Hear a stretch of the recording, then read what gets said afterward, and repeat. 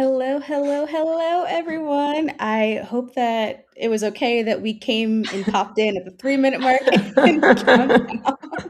Welcome to Forge App Jam. I'm Bree, and I am here with Katarina, and I am so excited to have y'all here today.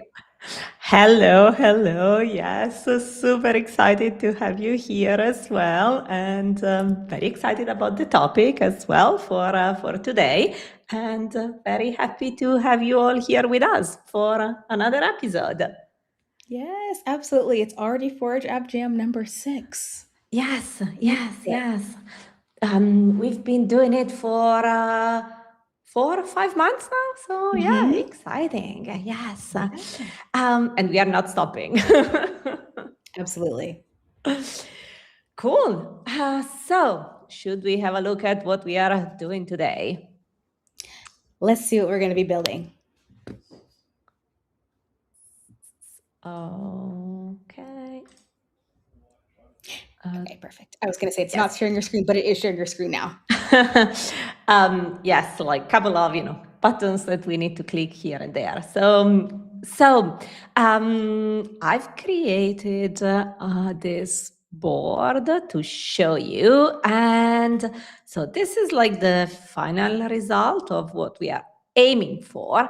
So we are aiming to create an overview of workflows and screens associated to workflows with the indication of which transition they are used on.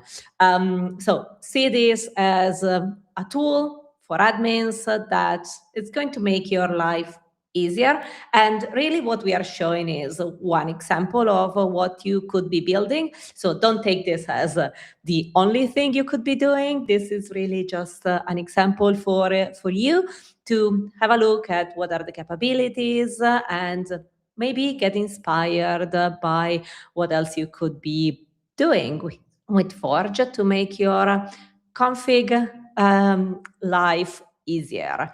And I'll get to a couple of more examples in a second, but I wanted to give credit to the person who actually inspired us with this example, who is Nicola. Nicola is one of our community champions. And he originally created this as a Python script, and I saw it on his LinkedIn, which is here. And I was like, hey, why don't we do this as a Forge app? So this is how the idea started. And of course, doing it in Forge also means that it's more interactive. You can click on the links and you can do some additional filtering as well as you can do some additional filtering and clicking on the links. Yes. Thank you for sharing the link. It's probably a bit long for copying and pasting it, but we'll post it in the comments.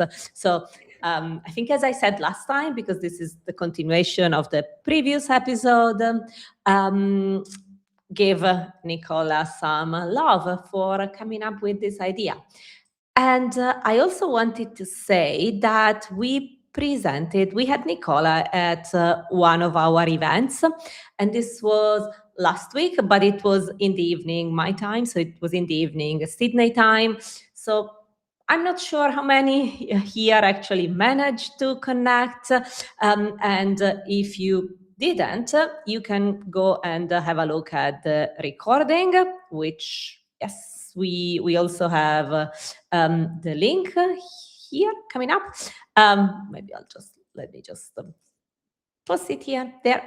So Nicola is giving us an introduction of, his role, who he is, like what he does, and then explaining his Python scripts and how he started moving from Python scripts to Forge apps.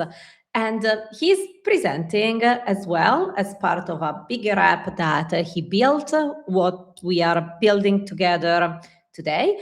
But he also has some other examples, and you actually want to go like around the minute 19 to see specifically the apps that he built. And the other capabilities that he's showing is the ability to add users to multiple project roles in seconds, which I think is like very, very popular. Like I think many people need this. So this is something else that you could be doing with Forge, as well as the ability to identify and archive stale projects or spaces now.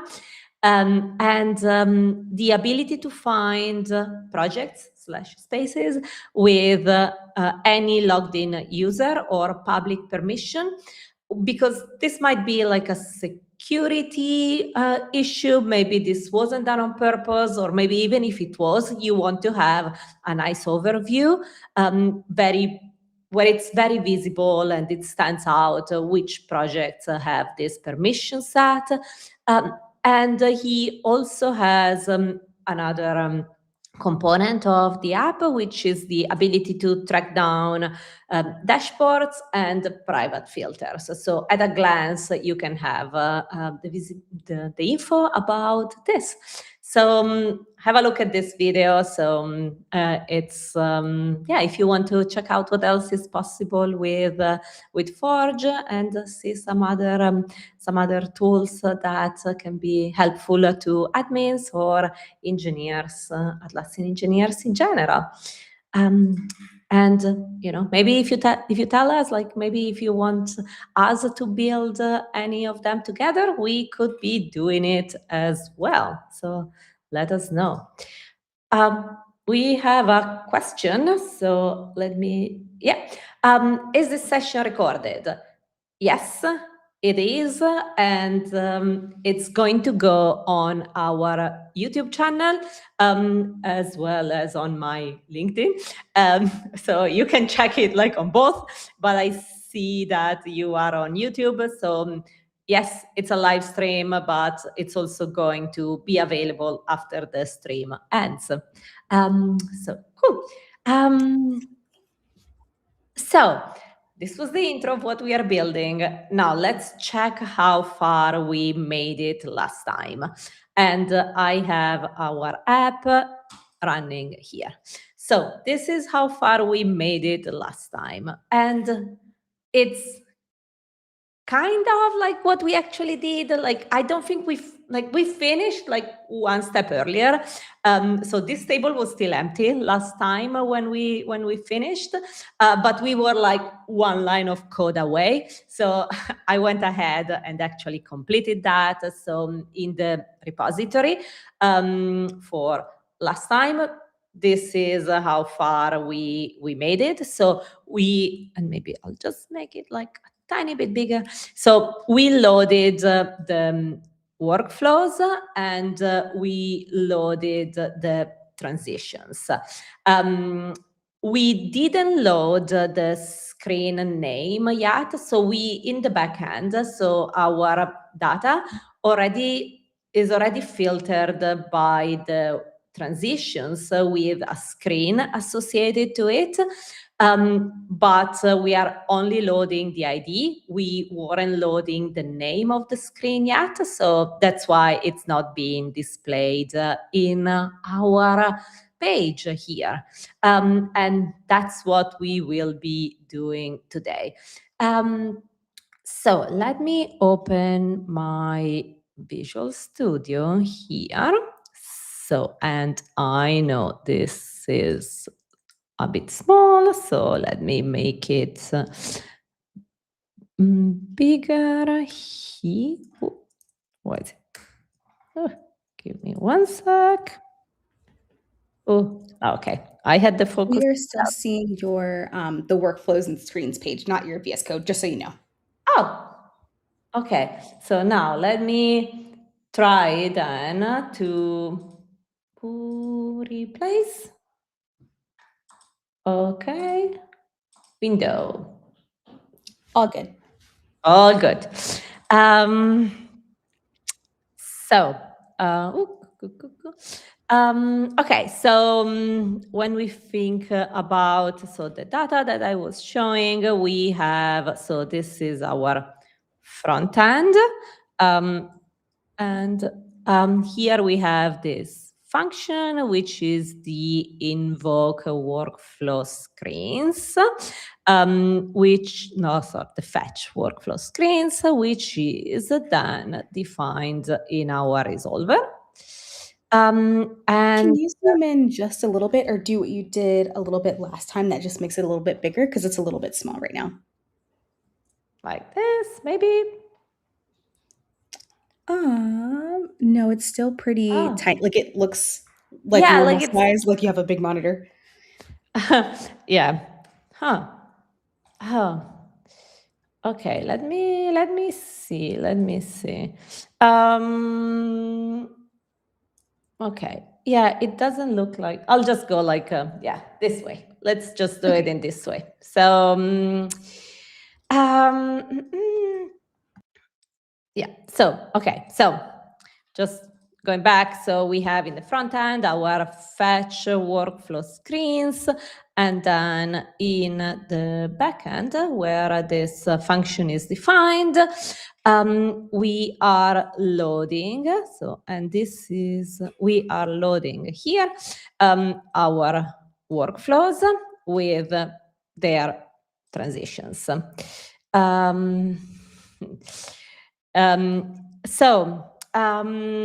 So this is what you saw on screen, and I kind of already prepared the part that we are going to work on today, which is adding the screen IDs.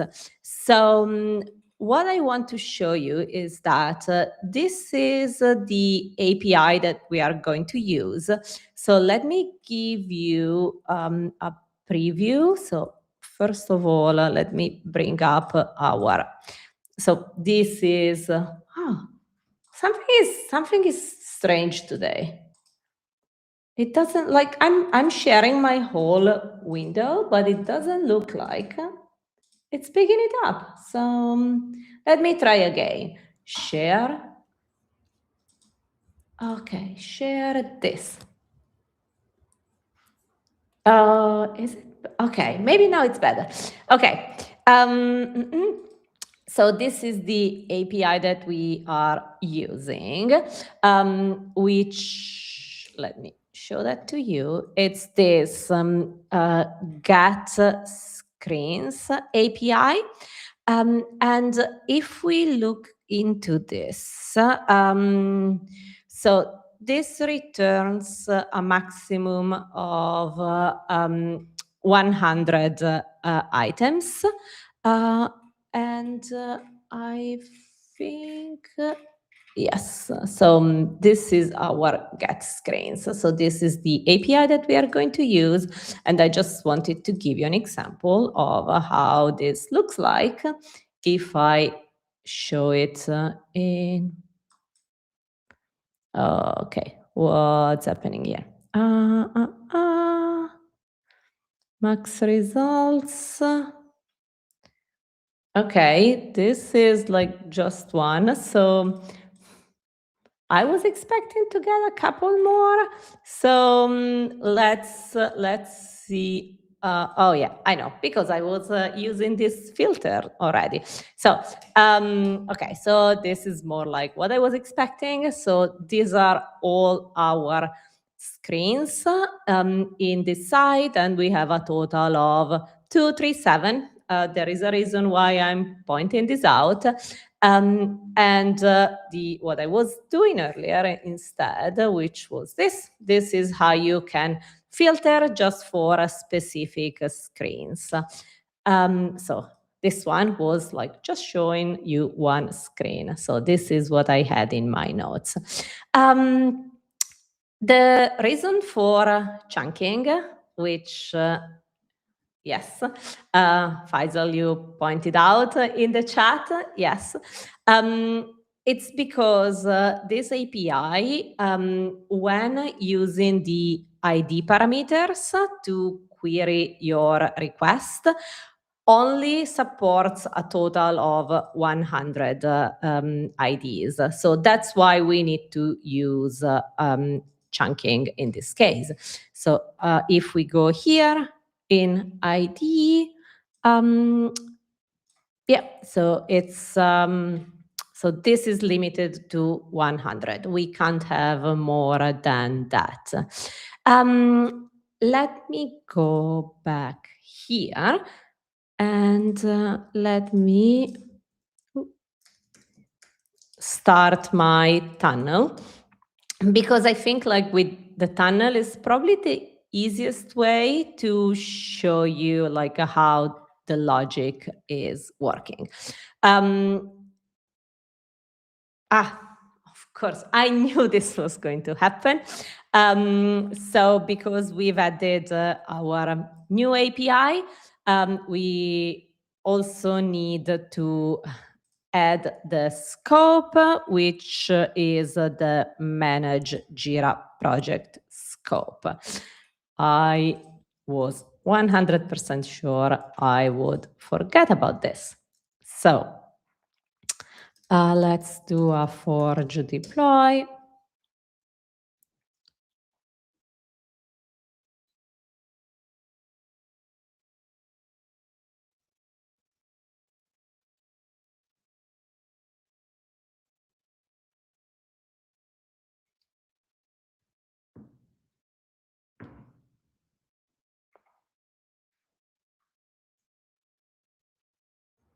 Sure is taking its sweet time today.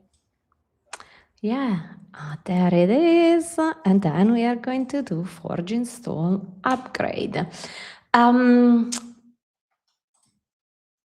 Yes, this is the one. This is the one we want. Yes.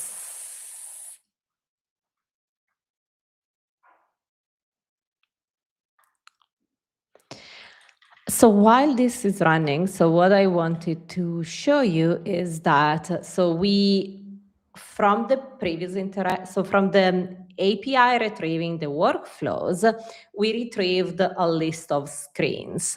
So then we are just retrieving the unique screens, and these are then the screens then we are iterating over to retrieve the number, to retrieve their names, so that we are not just showing an ID. And that's the last part of what we want to add to the UI. And we are doing that by chunk because our ID query string doesn't support more than 100 of IDs. Cool. So we are here, and let me refresh so that we are triggering that request. So fetching workflows. I'll wait for this to load. So cool.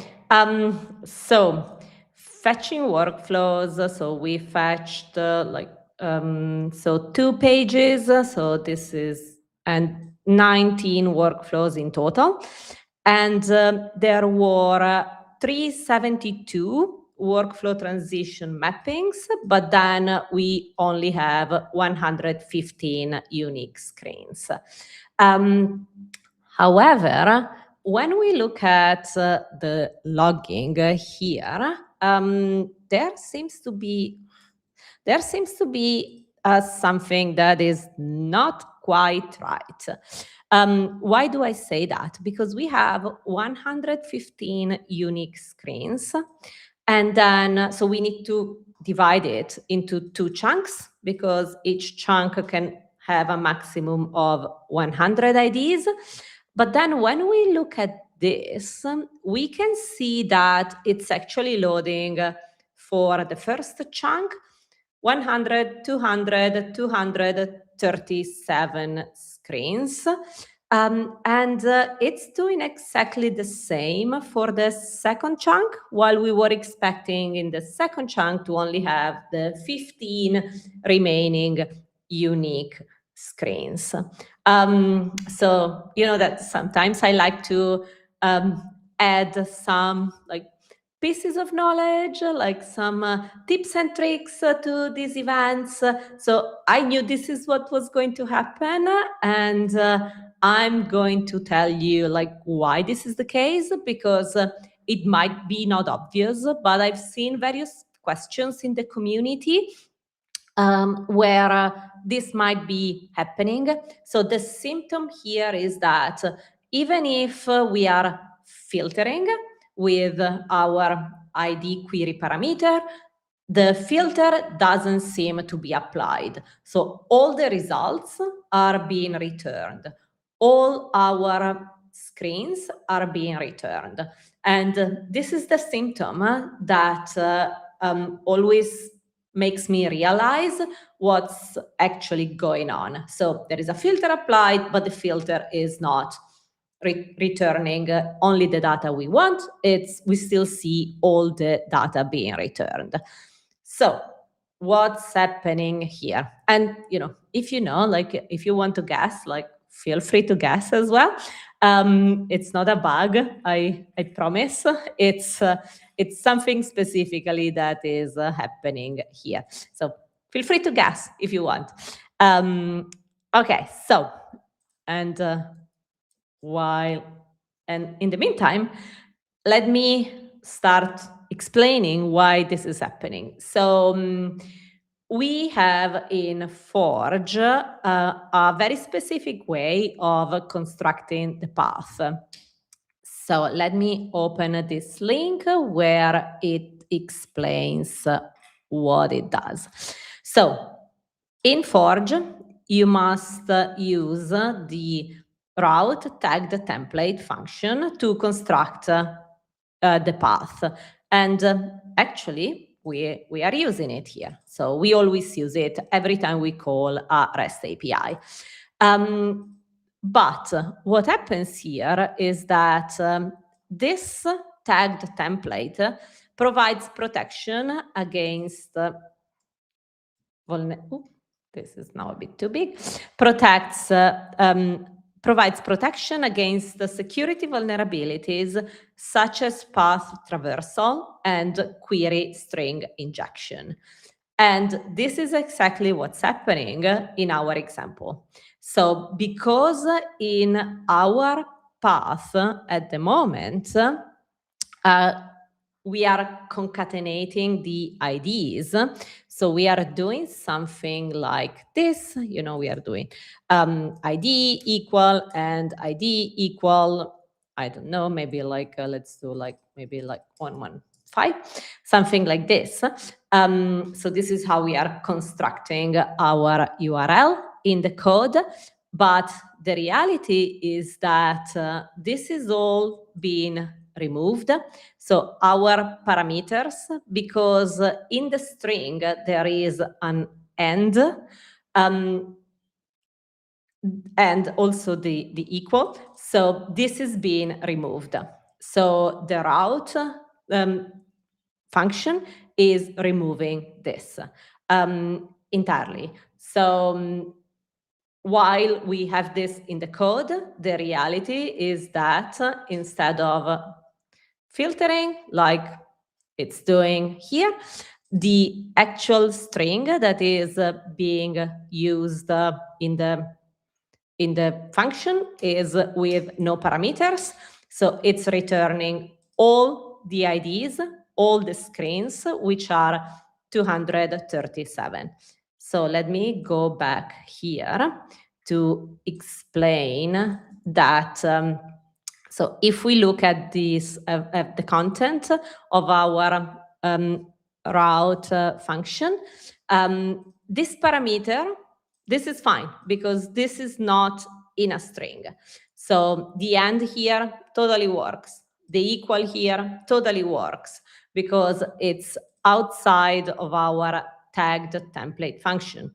But if you have a string and if you have the and the equal or any other attribute for what is worth it, like even if you would try to include the question mark, in a string and pass a string to this, then that would be stripped. So hopefully, like, it kind of makes sense. Let me show you what we need to do instead. And what we need to do instead is to use the URL search parameters, which is how do I define this? So is this interface? It's a standard interface. When we use this instead in our code, so instead of a string, we use the URL search parameters, we will be addressing this problem. There is actually an example in our documentation. So this is like the very big one. So this was our path construction template documentation. So here there is an example. So of how we can build it. And this is also like useful when you have like multiple query parameters in general. Like I think one of the most case is, retrieve the emails for multiple accounts, which has very similar filter parameters to the one we are using today. So it's like multiple accounts in this case, screen IDs for us in the query string. So let's change our code to replace this with our query string. So let's do that. So instead, so we'll keep this one open. And let's go back here. So this is the line where we were creating the query string as a concatenation of strings. So this is the line we don't want. So this is the line that is causing the problem. So let's remove this. And what we want to do instead, and also be careful because, sometimes like maybe if you're using like a coding assistant, they might suggest you to proceed in that way, but that's not going to work in Forge. So yeah, we will not be adding that comment. So what we are going to do is we are going to have our screen query parameters. Yeah, you see how it keeps suggesting me to create that as a string, but instead what we want is we want to create a new URL search parameter. And this instead, it's the right way, double checking, yes. So it's appending our IDs with their values to a URL search parameters. And while we are here, let's also add to the parameters, so screen query parameters, yeah, our start at. So pretty much we are replacing everything here with our parameter that we just defined. And like if you notice the small pause, it's because I was like, why are you trying to convert it to string? Like, I'm pretty sure if we convert it to string, we'll get into exactly the same issue. We need to pass our screen query parameters as a URL search params here. So I'm just accepting it, so I don't need to do the typing, but I'm removing the toString. And no, it keeps like reject. I don't want that. Good. So this is done. So let me reopen our terminal. Okay, so in the meantime, the tunnel was running, so it reloaded our app. So let's do a refresh and see what we see in the logs. So Yes. Okay, so this looks way better. So we now fetched the first chunk and loaded 100 screens, which is good. So we reached the last page right away. So we loaded all of the 100, and then in chunk 2, we loaded the remaining 15 screens. So if we go back to our page, now we have the screen names here. Yay, success! So super important. Keep that in mind. If you're applying some filtering, but you don't see it, make sure you check how the content of your route parameter, and in doubt, you can always use the URL search params, as we have in the documentation and in this example. I've seen it so many times, so that's why I think I'm stressing it so much. Cool. Let's yes. So that's good. Do we have time for a quick question? Yeah, I was just looking at that. Yes, let's do it. Okay, perfect. Faisal asked, I used asApp for bulk workflow and screen reads in production for full instance visibility. I already know the Agile API returns 401 with asApp. Are there any other endpoints with similar gotchas? I mean, I wish I knew all the endpoints that we have. I don't. But maybe what I would love to see, Faisal, like if you can send us the link to the ones where you saw this, like maybe we can follow up to make sure, if this is expected, or if maybe we can actually push to get asApp working there as well, which I think might be what you're after. So let us know. Yes. No, I don't know. Like, so, like, to actually answer your question is, I don't know. Maybe I know. Maybe I created some requests about it at some point, but none of them are like coming up to my mind right now. So yes, that's my answer. But I would love to know like which ones they are, and we can chase those for getting available via asApp as well. Cool. So one thing I wanted to show you as well is that so chunk size 100.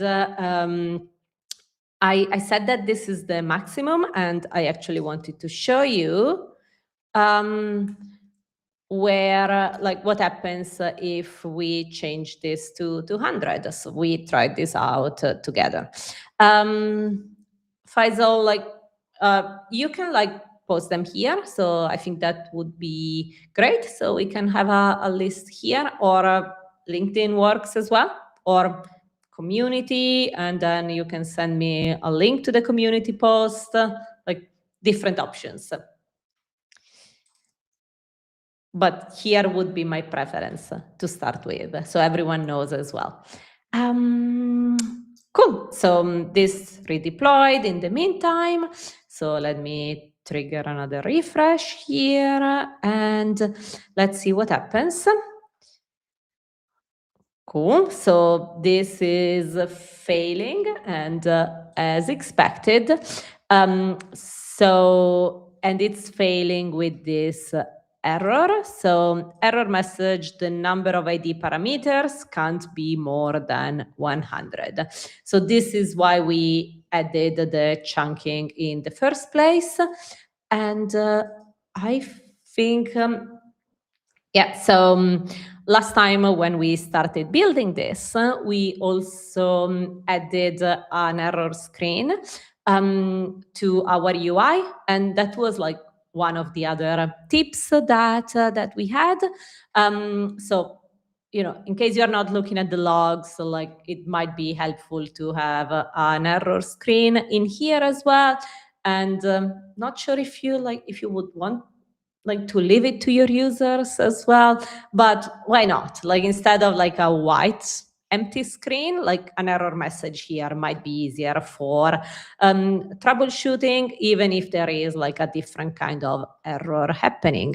And just as a quick reminder, so that panel there is coming from, maybe I'll search, from this box. So if there is an error, we are showing this box with a section message, which is of appearance error. Anyway, so I just wanted to show you like why we had to do this chunking, because of the limit to 100. To 100 ID parameters. And I wanted to show you what happens if you have more than that. Cool. So, next thing that I want to show you today, it's a bit different, but I think it's pretty cool.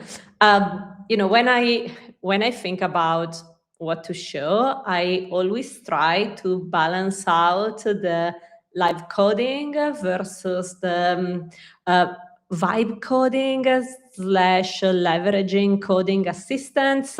So, and when I was thinking about this last week, I had this idea because our MCP server, our Atlassian MCP server just went GA last week, I think. So I've shared the link here in the chat, and let me pop it up as well. So this is not the Forge MCP server. We've seen it a couple of times already.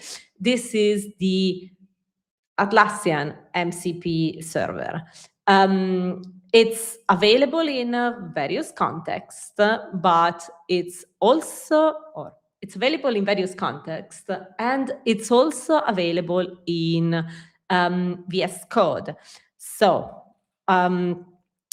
you can follow the instructions on this page on how to install it. And what I'm doing actually today is I'm following this option. So I'm using the mcp.json file. Let me make it a tiny bit bigger. mcp.json file. So this one in my VS Code configuration. So I've already done it. So if I go here in my MCP, so this is where I have my my connection to the Atlassian MCP server. And in the same file, I also have our Forge MCP server. So I have two MCP servers here, the Atlassian one and the Forge one. So the Forge one, I'll just open it as well. I'll just show you the documentation as well. So it's here. Yeah, also this one is available in different places. So the one we are using today is in VS Code in the mcp.json file. So go and check out this documentation depending on what tool you're using for coding. But most of our presentations, we stick to VS Code. So let's do this.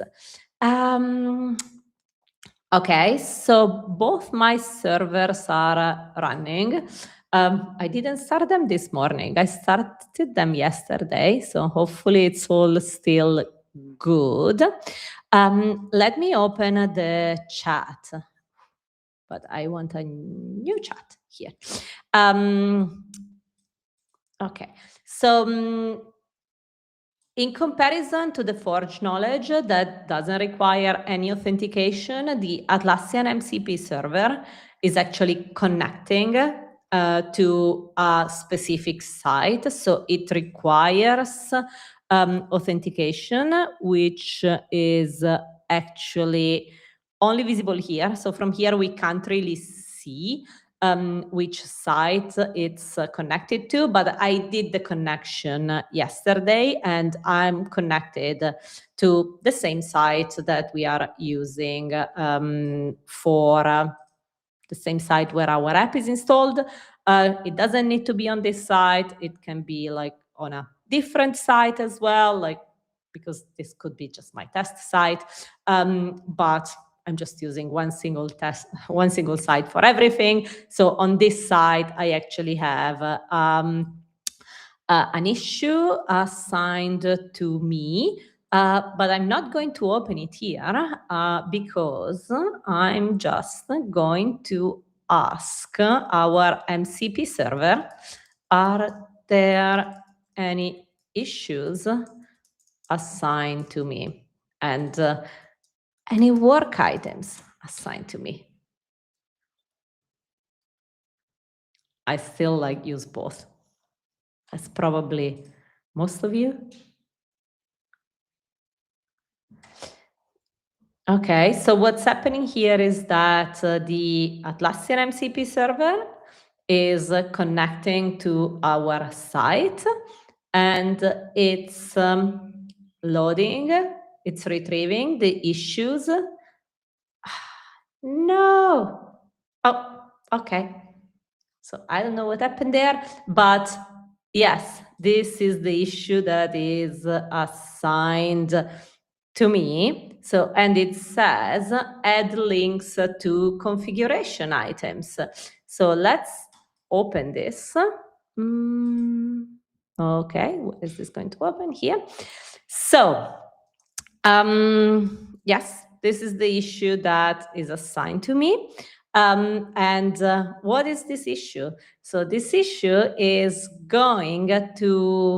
is requesting to add links to our configuration items. So meaning that if I go back to, if I go back to our table here, this one, no. Okay, it's this one, but I need to switch here.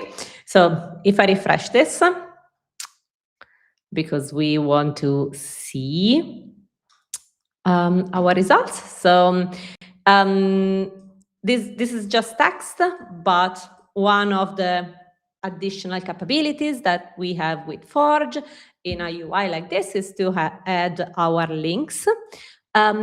So let's, and that's what that issue is doing. So it's saying to add links to the various, to the workflow name, to the transition name, and to the screen name. And it's also saying that all links should open in a new tab. So this is what we want to achieve. Now let's see what happens if I go back in here and say, okay, can you implement this work item?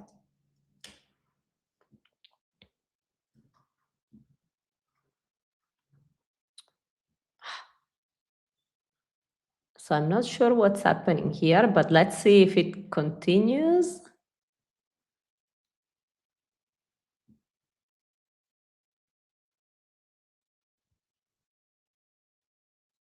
Okay.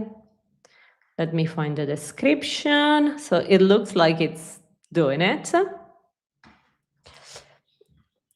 Also, Faisal noted on your comment.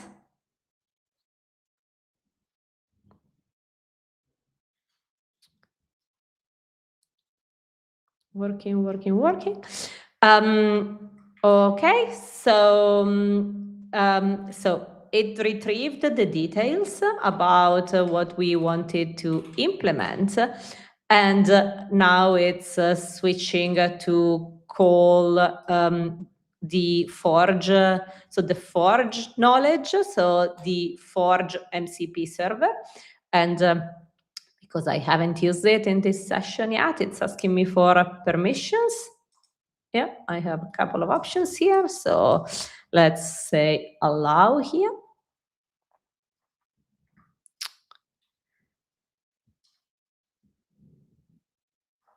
And let's see. Okay, so it knows about the opening a new tab, which was one of the requirements I gave, and it said it changed one file. So let's check it. So I clicked on it. So it added link as one of our components at the top of the file, and then I can probably just use the arrows to go down. And from the way our cells were defined earlier, which was starting from workflow name and the content set up in this way, now it added a link with an href, which is going to point us to open that item directly, and it also added this open a new tab function attribute, which I think it's the right one. So let's double check how this works. So I shouldn't need to refresh here. Okay.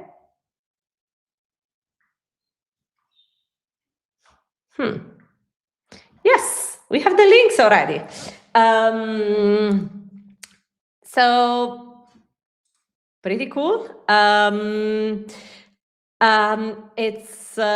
So here we have our links. And let's see what happens if you open them.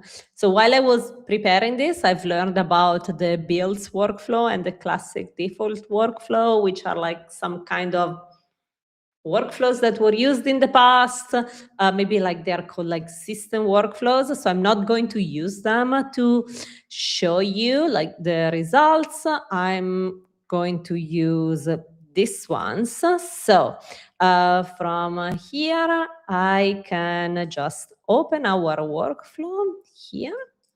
Yes, so this is bringing us to our workflow. I can open the screen. And this is taking us to the screen configuration. And for me, like it's pretty cool also to be able to open the transition. And if I go here, so the transition is selected, which is, I think, this back to work in progress. And the request input here is where we see the screen. So this is the screen that was being used in that workflow. So the workflow screen 32. Yeah, so what did we do today? So what did we do today? What did we just do? So we used we used the Atlassian MCP server to retrieve the work items that are assigned to me. And at the next step, we said to our copilot in this UI in VS Code to implement the work item.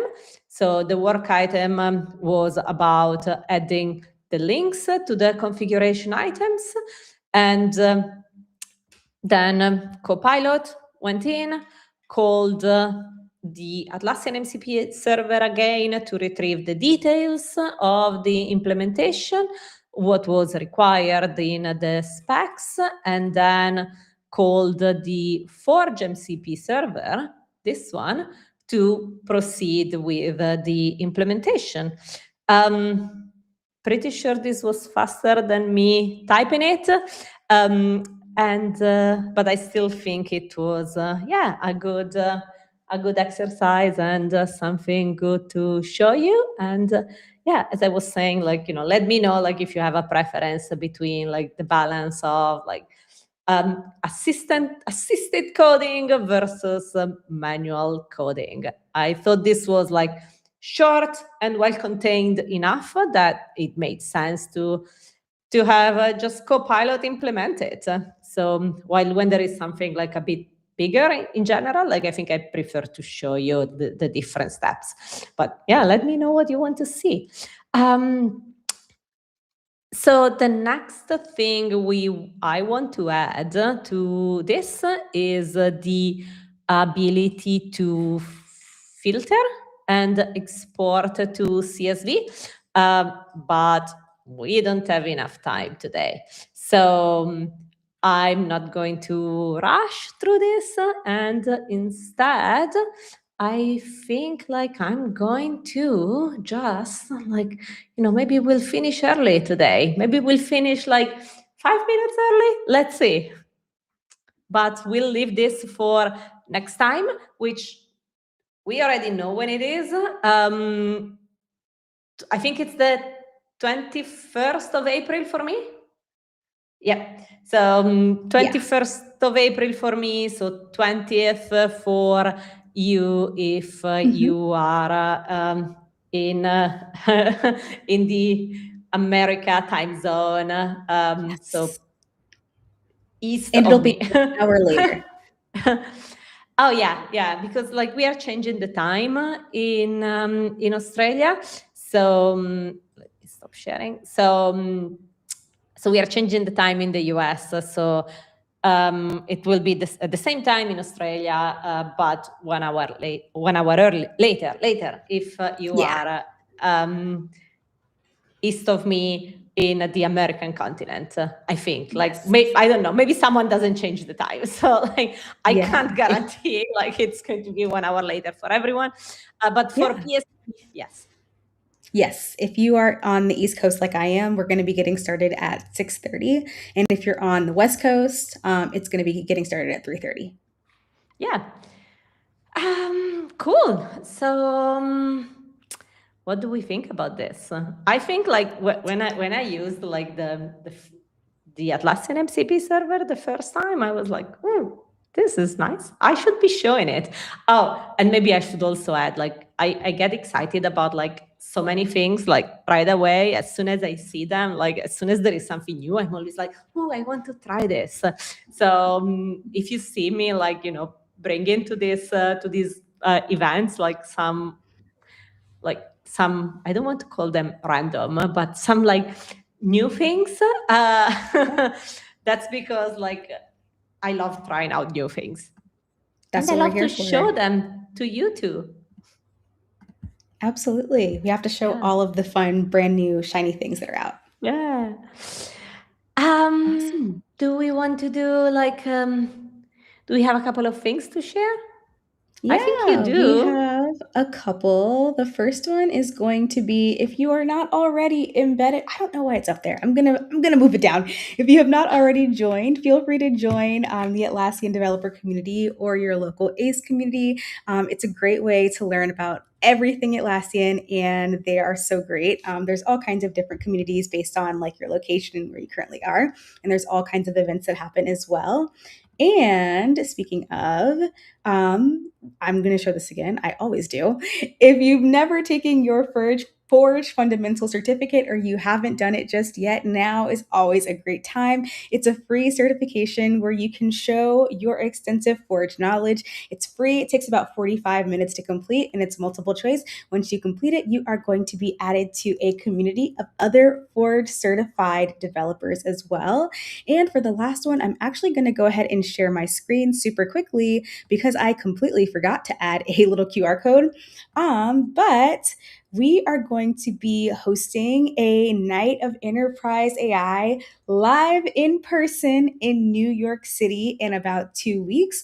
This is going to be in New York City on April 16th from 5:30 to 8 at the Atlassian New York City office. We are going to be talking about all things extensibility when it comes to the Atlassian platform. We're going to be talking about different ways to extend with Forge. We're going to be using RoboDev, and there are going to be a couple of other developer advocates there with me. So if you are interested at all, I will go ahead and throw the link into the chat. And we are actually also going to be simulcasting this too. So if you can't make it, there is an option to join virtually as well to see the talks themselves. But hint, hint, wink, wink, this is the first of a couple of different events that are going to be coming. And New York is just the first one in a set of 3. So stay tuned for where the other events are going to be happening. It's going to be such a great time. Yeah, exciting. Can't wait, for like you all to get together in person. One thing. So let me share this with. So I want to share the links to our upcoming Forge App Jams.